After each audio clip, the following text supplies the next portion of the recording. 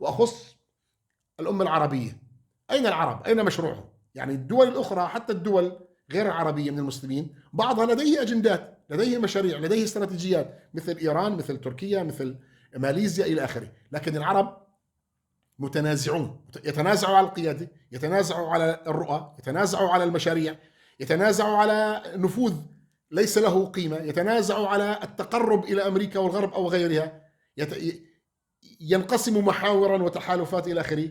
إذن حالة العرب والمسلمين قبل الطوفان كانت، بالإضافة لكل الكوارث التي لا زالت مستمرة لما بعد الربيع العربي، لا زلنا وكنتيجة لكل هذه الصراعات التاريخية بين العرب والمسلمين أنفسهم وبالتأثيرات إقليمية ودولية خارجية، أيضا هنالك انقسموا على بعضهم محاور ونزاعات.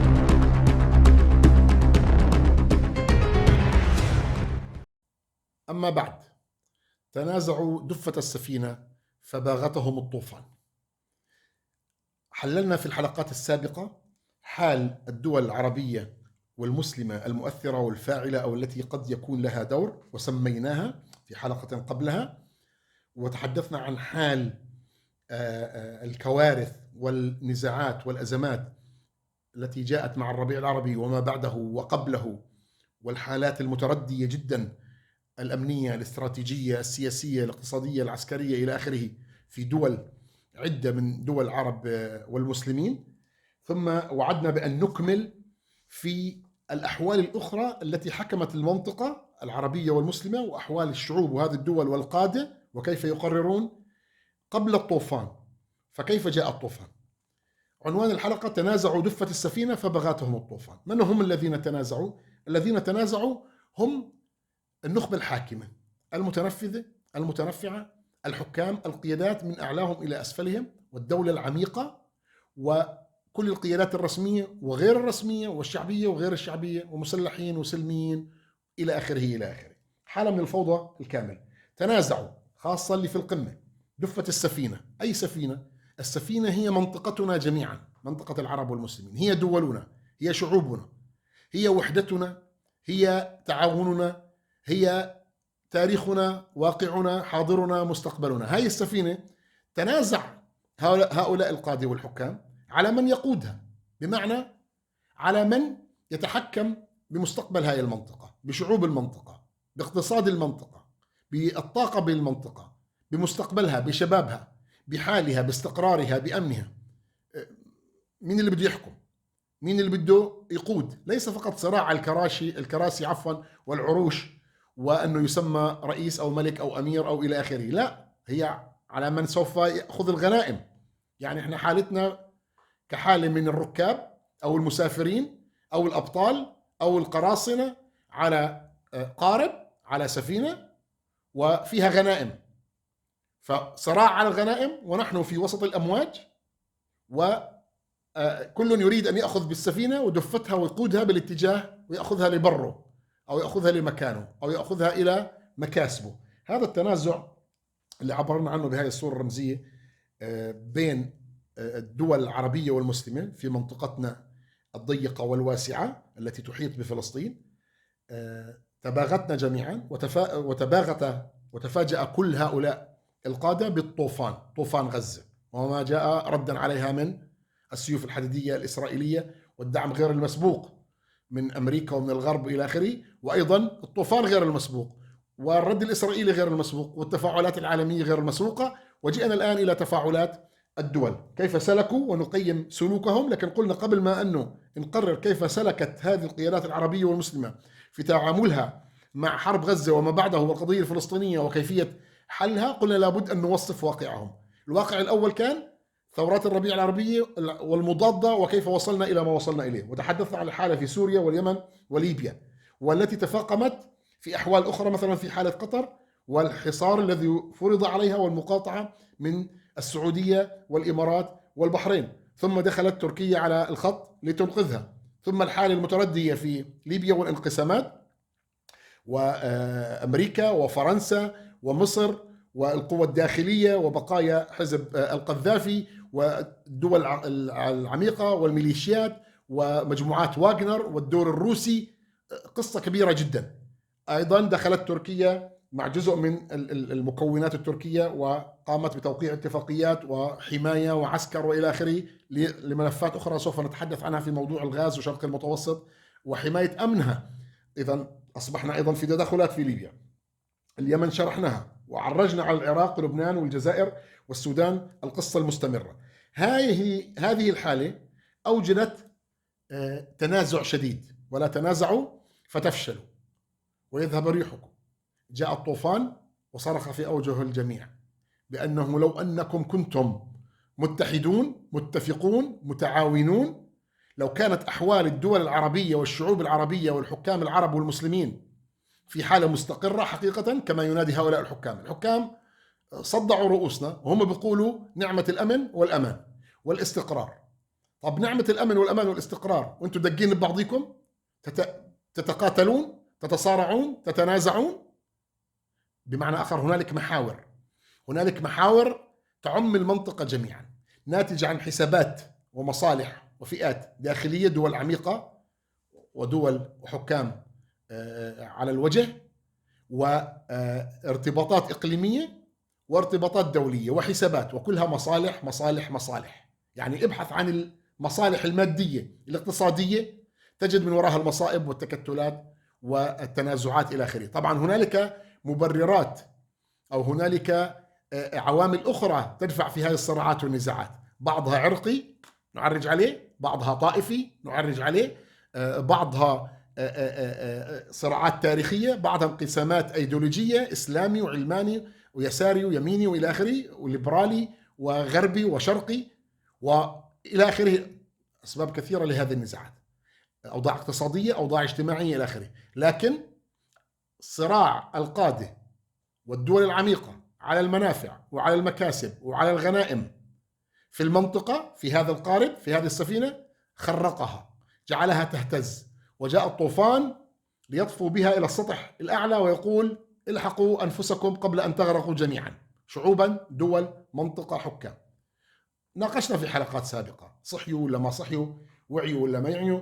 هذه قضية ناقشناها وسوف نتابع نقاشها باستمرار. لكن أنا أردت أن أقول في هذه الحلقة اللي عنوانها كما ذكرنا تنازعوا دفة السفينة، بأنهم انقسموا أحزابا، كل حزب بما لديهم فرحون، انقسموا فئات ومجموعات، تنازعوا، وصلنا إلى حالة الفشل.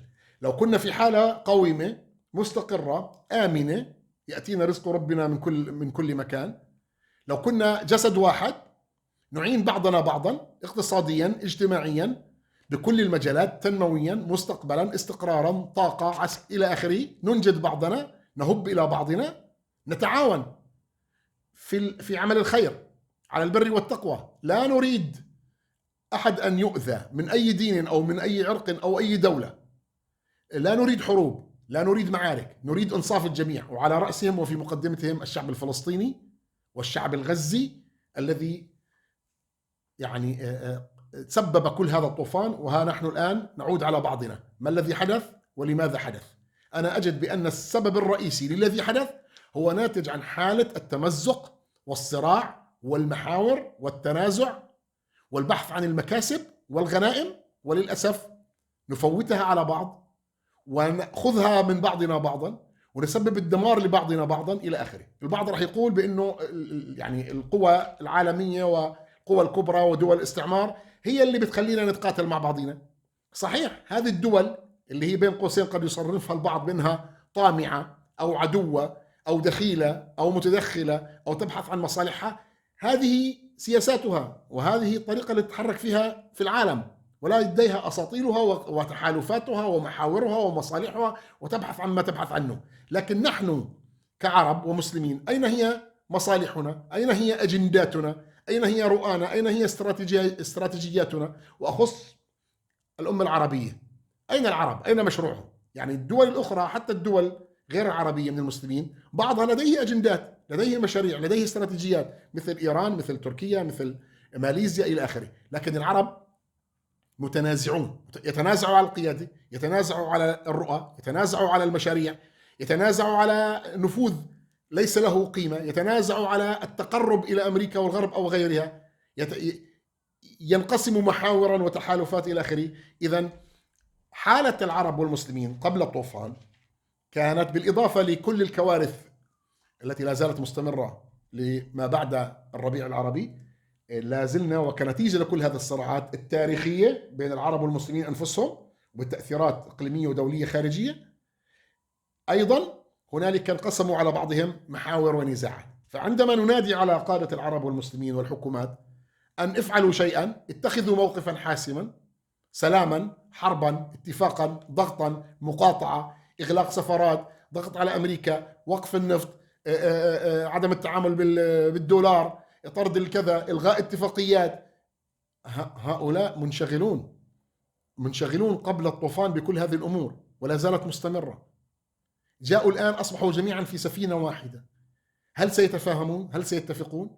هل سيستمر اتفاقهم الذي شرحناه في أكثر من طريقة في أكثر من حلقة في مقررات القمة العرب والمسلمين، لنرى أنه كان شيء مهم، حيث أكدوا مركزية القضية ووقوفهم وراءها بكل إمكانياتهم وطاقاتهم، وحاولوا ترجمة ذلك بالوفد المتابع الذي يصول ويجول في كل مكان ويحاول الضغط إلى آخره إلى آخره. لكن رجعنا لأول السؤال وأصل السؤال: لماذا حدث الطوفان؟ لأن هنالك حالة متمزقة كارثية في الوطن العربي والوطن الإسلامي، لأن قادتنا ودولنا العميقة منشغلة متنازعة منقسمة. المحاور ما هي هذه المحاور؟ عندنا محور مثلا مصر.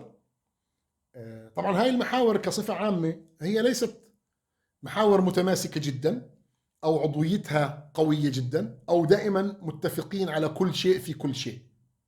في خطوط عامة قد نقول هنالك مجموعة مرتبطة بأمريكا والغرب، ونعد مثل مصر، الأردن، دول الخليج جميعا الستة، تركيا، العراق بطريقة أو بأخرى أيضا، السلطة الفلسطينية، عدينا هذه الدول.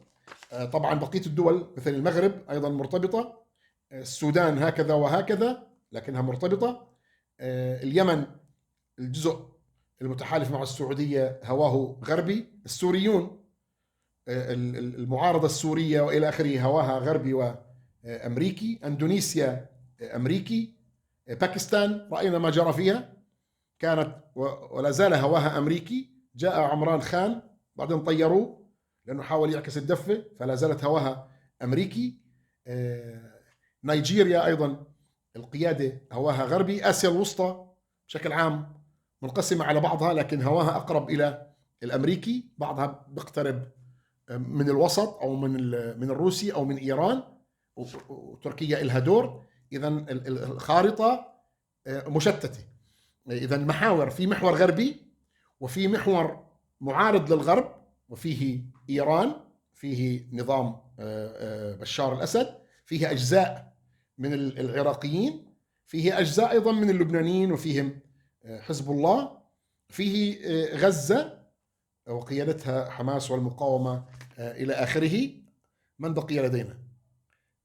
تقريبا هذا السرد. إذا عندنا محور غربي والاقتراب من أمريكا والغرب على درجات، والتقاطع والمصالح متعددة ومتنوعة ومختلفة، وعندنا محور ضد الغرب، وفي مجموعة أيضا في الوسط لها أمور مشتركة مع الغرب ولها أمور مشتركة مع ضد الغرب ولها أمور مستقلة بذاتها بحسب حجمها ووزنها. وسوف نعرج على كل هذه الدول ونحلل جوانب القوة والضعف والقدرات وما لهم وما عليهم وكيف يؤثرون وكيف لا يؤثرون ومتوقع والمأمول في موضوع غزة والقضية الفلسطينية إلى آخره. لكن داخل كل محور طبعا احنا ذكرنا أمريكا والغرب، لكن هنالك من يحاول أنه يستخدم الورقة الروسية أو يتحالف أو يتقارب مع روسيا ويلعب على حبل أيضا الصين.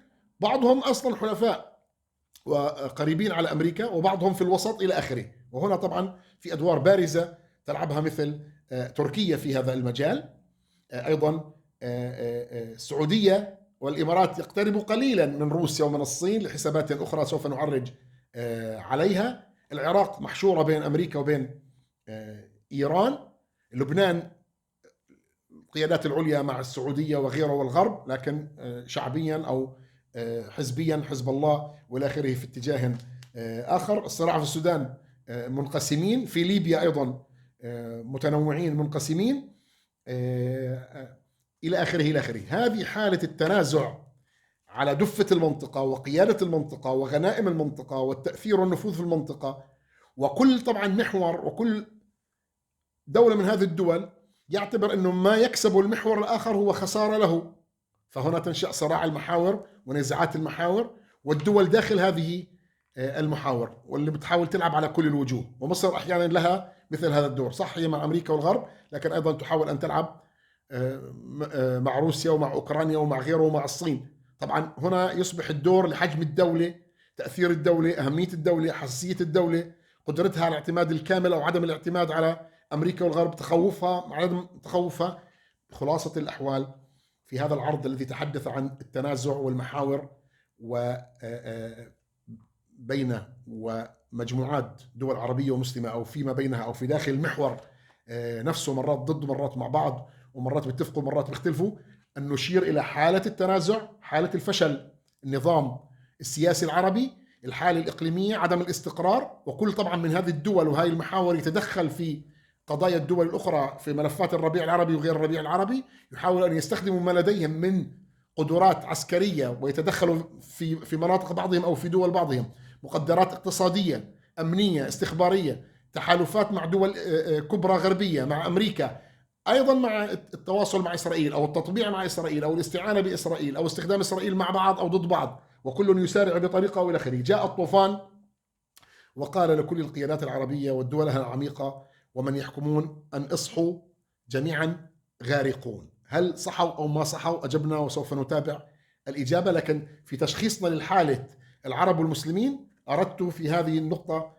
الثانية بعد حالة الربيع العربي وكوارثه أن نتحدث عن المحاور والانقسامات بين هذه الدول وأثرها على الحالة المتردية. فعندما ننادي عليهم أن اتخذوا موقفا أو أنقذوا غزة أو أوقفوا عدوانا، أو البعض يناديهم بالحروب أو بتطبيق السلام إذا استطعتم أنكم تطبقوا مبادرة السلام العربية أو الضغط على أمريكا أو وقف إطلاق النار، يجب أن نعي ما هو الحال.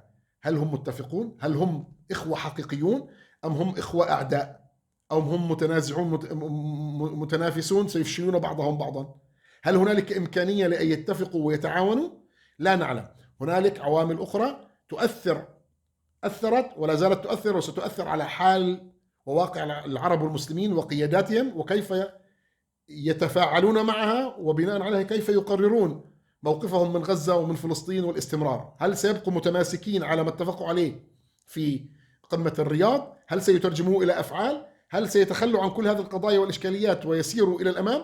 في هذا الشرح التفصيلي جزئيا أردت أن ألقي بالأضواء، وسوف نتابع في حلقاتنا المستمرة المتتالية لتغطية حرب غزة ومآلاتها وما بعدها ومستقبلها ومستقبل فلسطين، حلقات منهجية فكرية نفكر فيها بعمق، نحاول أن نفهم بعمق بصورة متزنة، بصورة استراتيجية، بصورة متكاملة، بصورة استشرافية، نبحث فيها عن الحلول، نبحث فيها عن السيناريوهات.